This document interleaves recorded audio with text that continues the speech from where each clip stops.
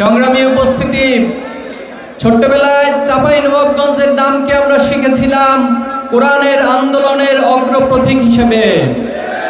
চাঁপাইনবাবগঞ্জের নামকে আমরা জেনেছিলাম যারা কোরআনের জন্য, কোরআনের সম্মান রক্ষা করার জন্য জীবন দিতে পারে, সেই মুজাহিদ হিসেবে চাঁপাইনবাবগঞ্জবাসীকে আমরা চিনেছিলাম।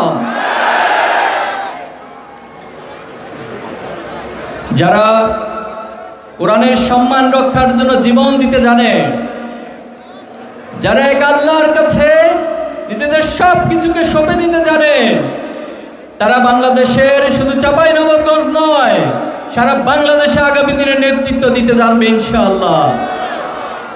সংগ্রামী উপস্থিতি, আজকের এই ঐতিহাসিক ছাত্র ও যুব সমাবেশে আমরা যখন দাঁড়িয়ে আছি, আমাদের মনে পড়ছে 2024 সালের জুলাই এবং আগস্টে যে নির্মম নিষ্ঠুরতা বাংলাদেশের ছাত্র সমাজ, ছাত্র জনতার উপর খুনি হাসিনা চালিয়েছিল, সেই দৃশ্য এখনো আমাদের সামনে ভাসছে।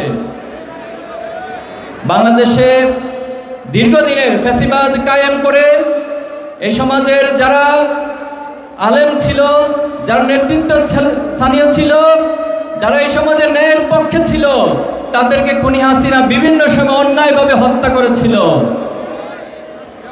2006 সালের 28 অক্টোবর পল্টনের মাঠে বাংলাদেশের মুক্তিকামী মানুষদেরকে দমিয়ে দেওয়ার জন্য খুনি হাসিনা সারা দেশ থেকে লগি বৈঠা করে ভাড়া করে খুনিদেরকে নিয়ে এসে ঢাকাতে নির্মমভাবে আমাদের ভাইদেরকে হত্যা করেছিল।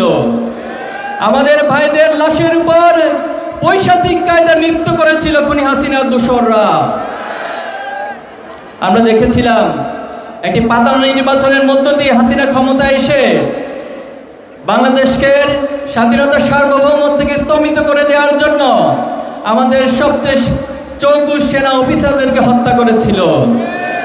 তারা আমাদের দেশ থেকে ইসলাম শূন্য করার জন্য শাপলা চত্বরে রাতের আধারে আলেম ওলামাদেরকে হত্যা করেছিল।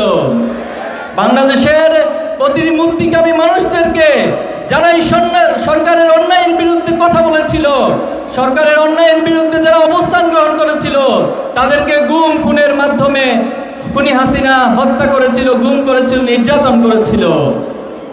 কিন্তু সেই নির্যাতনের ধারাবাহিকতায় এই প্রজন্মের মধ্যে একটি জাগরণ তৈরি হয়েছিল।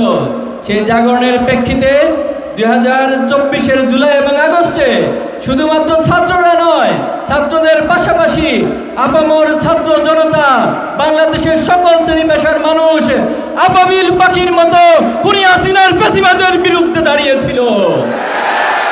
আমরা দেখেছিলাম যখন ছাত্ররা আক্রান্ত হয়েছিল, ছাত্রদের অভিভাবক শিক্ষকরা মাঠে নেমেছিল। যখন আমাদের ভাইয়েরা আক্রান্ত হয়েছিল, আমাদের বোনেরা তখন ভাইদের পাশে এসে দাঁড়িয়েছিল। যখন সন্তানরা আক্রান্ত হয়েছিল, তখন পিতারা, আমাদের মায়েরা তখন তাদের সাথে রাজপথে নেমে এসেছিল। সম্মিলিত সেই প্রয়াসের মধ্য দিয়ে খুনি হাসিনার পতন হয়েছে এবং খুনি হাসিনা তার পার্শ্ববর্তী রাষ্ট্রে পালিয়ে যেতে বাধ্য হয়েছে। সংগ্রামী উপস্থিতি, জুলাই এবং আগস্টের পর আমরা একটি নতুন বাংলাদেশের স্বপ্ন দেখছি। এই বাংলাদেশ ফ্যাসিবাদ মুক্ত, ন্যায় এবং ইনসাফের বাংলাদেশ প্রতিষ্ঠিত হবে।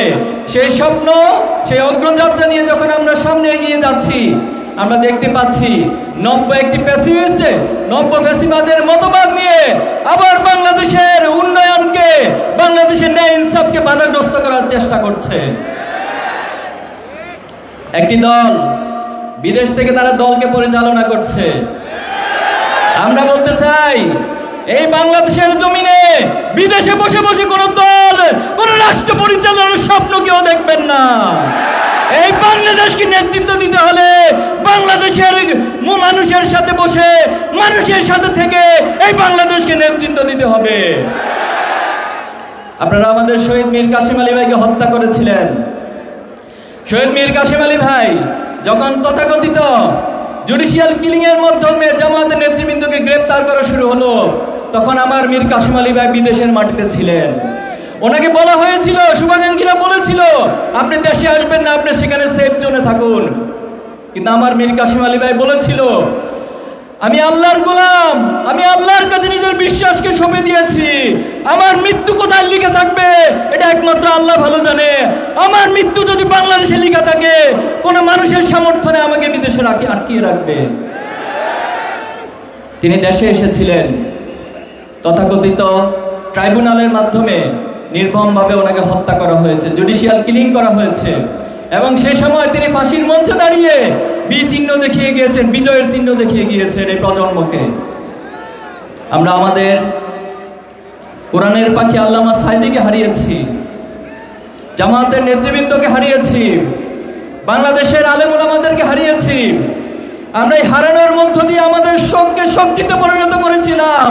সেদিন আমরা আমাদের কষ্টগুলোকে বুকে চাপা দিয়ে শক্তি সঞ্চয় করেছিলাম, যার স্ফুলিঙ্গ বাংলাদেশের 18 কোটি মানুষ জুলাইতে দেখেছে, আগামী দিনেও দেখবে ইনশাআল্লাহ।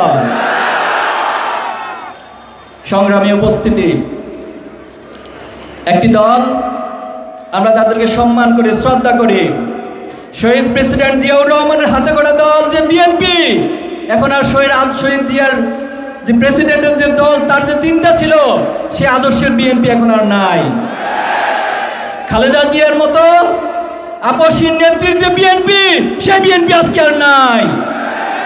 আজকের সেই দল একটি হত্যাকারী দলে পরিণত হয়েছে। এই গত 1 বছরের ব্যবধানে তারা 200-র বেশি মানুষকে হত্যা করেছে। 150-এর বেশি শুধুমাত্র তাদের নিজেদের অন্তকম দলে তারা হত্যাকাণ্ড ঘটিয়েছে।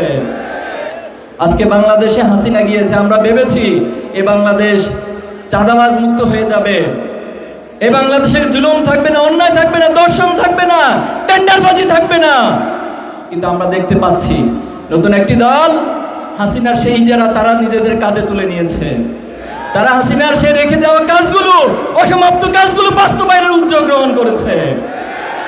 আমরা আজকে চাঁপাইনবাবগঞ্জবাসীর উদ্দেশ্যে বলতে চাই, আমরা কি এই দলকে, যে দল চাঁদাবাজ, যে দল হত্যাকারী, যে দল দর্শনকারী, যে দল অন্তঃকলদের নিজেদের মধ্যে নিজেরা মারামারি করে হত্যাকাণ্ড ঘটায়, পাথর দিয়ে মানুষ হত্যা করে, সে দলকে কি আপনার ক্ষমতায় দেখতে চান? আমরা কোনো দলের কোনো ব্যক্তির বিরোধিতা করি না। আমরা আপনাদেরকে হুঁশিয়ারি করে সাবধান করি, ভালো হয়ে যান। বাংলাদেশের রাজনীতি করতে হলে জুলাই এবং আকাঙ্ক্ষাকে লালন করতে হবে। ফ্যাসিবাদ মুক্ত মানসিকতা নিয়ে, উদারতার মানসিকতা নিয়ে বাংলাদেশের রাজনীতি করতে হবে। ইসলামী ছাত্র শিবির আপনাদের সকলের দোয়ায়, আমাদের মায়েরা বোনেরা আমাদের জন্য দোয়া করেছেন, রোজা রেখেছেন, নফল রোজা রেখেছেন। আমাদের ভাইয়েরা বাবারা দেশে বিদেশে বিভিন্ন জায়গা থেকে নফল রোজা রেখে আমাদের ভাইদের জন্য দোয়া করেছেন। এই দোয়ার বরকতে, আল্লাহর সাহায্যে আল্লাহ তাআলা আমাদেরকে যে বিজয় দিয়েছেন, আমাদেরকে বলা হয়েছিল আমরা এই বিজয়ের পর এই ছাত্র সংসদ পরিচালনা করতে পারবো না। আমরা কি পারছি ছাত্র সংসদ পরিচালনা করতে? শুধু পারবো না, ইনশাআল্লাহ আমরা রেকর্ড করে দিব বাংলাদেশে। বাংলাদেশের ছাত্র সংসদ কিভাবে পরিচালনা করতে হয়, অতীতের সকল রেকর্ড ভেঙে আগামী দিনে একটি উজ্জ্বল মডেল স্থাপন করবে আমাদের ভাইরা ইনশাআল্লাহ। আমরা যখন মাদক মুক্ত করার জন্য উদ্যোগ গ্রহণ করছি, একটি পক্ষ আমাদের বিপক্ষে দাঁড়িয়ে যাচ্ছে। বিভিন্ন সিন্ডিকেট ভেঙে দেওয়ার যখন উদ্যোগ গ্রহণ করছি, একটি পক্ষ আমাদের বিপক্ষে দাঁড়িয়ে যাচ্ছে। আমরা সবাইকে হুঁশিয়ারি করতে চাই, খুনি হাসিনার পতনের মধ্য দিয়ে বাংলাদেশে আর কোনো ফ্যাসিবাদী এবং আধিপত্যবাদী রাজনীতি চলবে না। চাঁপাইনবাবগঞ্জ সীমান্তবর্তী এলাকায় এখানে আমাদের ভাইদের বোনেদেরকে বিভিন্ন সময় গুলি করে নির্মমভাবে হত্যা করা হয়েছে। আমাদের তথাকথিত বন্ধু রাষ্ট্র, তারা আমাদেরকে বন্ধু রাষ্ট্র পরিচয় দিয়ে এসেছে এতদিন। বন্ধুর পরিচয় দিয়ে দিয়ে তারা বারবার আমাদের বুকের মধ্যে ছুরিকাঘাত করেছে। তারা আমাদের দেশের সীমান্তে গুলি করে মানুষ হত্যা করে, আমাদের দেশের নদীগুলোকে বাদ দিয়ে খরা তৈরি করে, বন্যা তৈরি করে। তারা আমাদের দেশের শত শত মায়ের বুক খালি করা গণহত্যাকারী খুনি হাসিনাকে যে আশ্রয় দেয়, তারা কখনো আমাদের বন্ধু হতে পারে না। আমাদেরকে বিভিন্নভাবে ভয় দেখাতে আসেন। নিজেদের চিন্তা করুন, আমাদেরকে নিয়ে ভাববেন না। নিজেদের চরকায় তেল দিন, নিজেদের রাজ্যগুলোকে কন্ট্রোল করুন, বাংলাদেশকে নিয়ে ভাববেন না। বাংলাদেশের যে যুব সমাজ, যে ছাত্র সমাজ, যে মায়েরা, যে বোনেরা আজকে জেগে উঠেছে, এই জাগ্রত আমরা আমাদের শহীদদের আকাঙ্ক্ষা লালন করে আগামীর বাংলাদেশ বিনির্মাণ করব। আজকে আমাদের নুরুল ইসলাম বুলবুল ভাই, ওনার পরিচয় আমার আগের বক্তারা সবাই দিয়েছেন। আমাদের সাবেক কেন্দ্রীয় শহীদ মাসুদ ভাই বলেছেন কতটা নির্মম নির্যাতনের শিকার তিনি হয়েছেন। একজন জীবন্ত শহীদ হিসেবে তিনি ইসলামী আন্দোলনের জন্য ভূমিকা রেখে যাচ্ছেন। আমি আশা করব আগামী দিনে আপনারা বুলবুল ভাইয়ের জন্য সর্বশক্তি দিয়ে মাঠে নেমে কাজ করে বুলবুল ভাই সহ চাঁপাইনবাবগঞ্জে ন্যায় ইনসাফের প্রতীক দাঁড়িপাল্লাকে বিজয় করবেন ইনশাআল্লাহ। বাংলাদেশের 18 কোটি মানুষ আপনাদের সাথে থাকবে। সংগ্রামী উপস্থিতি, আমরা পরিশেষে বলতে চাই, আমরা একটি চূড়ান্ত বিপ্লবের স্বপ্ন দেখি, যে বিপ্লবের মধ্য দিয়ে আমরা আমাদের এই বাংলাদেশকে ভালোবাসি তার প্রমাণ হবে। আমরা আমাদের এই বাংলাদেশকে ক্ষুধামুক্ত, দারিদ্র্যমুক্ত, বেকারত্ব মুক্ত একটি যুব সমাজ গঠন করে এই বাংলাদেশকে গড়তে চাই। এই বাংলাদেশে কোনো বৈষম্য থাকবে না। এই বাংলাদেশের চাকরির জন্য কোনো নেতার পিছনে যুবকদেরকে, বেকারদেরকে ঘুরতে হবে না, বরং প্রত্যেক যুবকের কাছে, প্রত্যেক যোগ্য ব্যক্তির কাছে যারা নেতা থাকবেন তারা তাদের দায়িত্ব, তাদের কর্তব্য পালন করবেন, তাদের কাছে তাদের হকগুলোকে পৌঁছে দিবেন। ন্যায় বিচারের জন্য আপনাদেরকে আদালতে আদালত ঘুরতে হবে না, কোনো বিচারক, কোনো আইনজীবীর পিছনে আপনাকে ঘুরতে হবে না, বরং ন্যায় বিচার এসে আপনার দরজায় এসে ন্যায় বিচার প্রতিষ্ঠিত হবে। আমরা এমন একটি বাংলাদেশের স্বপ্ন দেখছি, সেই বাংলাদেশ গড়ার প্রত্যয়ে এই চাঁপাইনবাবগঞ্জ থেকে সে জোয়ার শুরু হবে ইনশাআল্লাহ। সে প্রত্যাশা ব্যক্ত করে আল্লাহর কাছে সাহায্য চেয়ে, আল্লাহ মহান আল্লাহ আমাদেরকে সাহায্য করুক। সে সাহায্যের মধ্য দিয়ে আগামী দিনের স্বপ্নের বাংলাদেশ, স্বপ্নের চাঁপাইনবাবগঞ্জ গড়ে উঠুক ইনশাআল্লাহ। নাসরুম মিনাল্লাহি ওয়া ফাতহুন করিব ওয়া বাশশিরিল মুমিনিন। আসসালামু আলাইকুম ওয়া রাহমাতুল্লাহ।